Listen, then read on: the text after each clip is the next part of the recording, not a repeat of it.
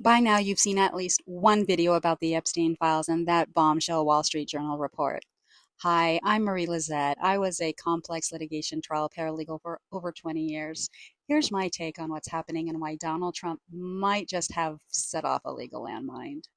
The Wall Street Journal just reported that back in May, Trump's own Attorney General Pam Bondi personally told him that his name appears multiple times in the Epstein files. Meanwhile, the Justice Department is refusing to release those files. They say it's to protect the innocent people, but they're not talking about the girls. They're talking about the billionaire Johns who paid for relationships with minors. So at this point, it doesn't feel like the Department of Justice anymore. It feels more like the Department of just us.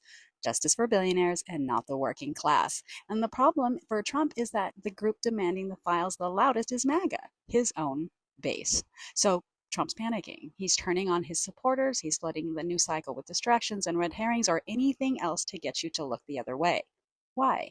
Because on July 17th, the Wall Street Journal published a story about a 2003 birthday message they say Trump sent to Epstein. It included a doodle of a woman and the line, "We have certain things in common." They say it was part of Epstein's birthday album collected by Ghislaine Maxwell and signed Donald. Trump denied it, and he filed a $10 billion defamation lawsuit within 24 hours. Then, as you know, the Journal dropped another bombshell about Pam Bondi warning Trump about his name in the Epstein files. Here's the thing. If Trump's defamation lawsuit against the Wall Street Journal proceeds, it triggers civil discovery. Once the parties appear and a Rule 26F conference can take place, discovery can begin.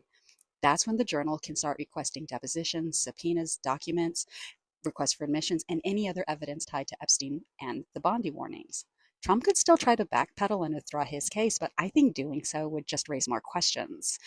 Donald Trump has used litigation to bully his opponents for decades, and now I think his litigious nature has finally caught up with him. If this case moves forward, the Epstein files might still surface because Trump couldn't let it go. Tell me what you think in the comments. Is this legal karma, poetic justice, or just plain stupid?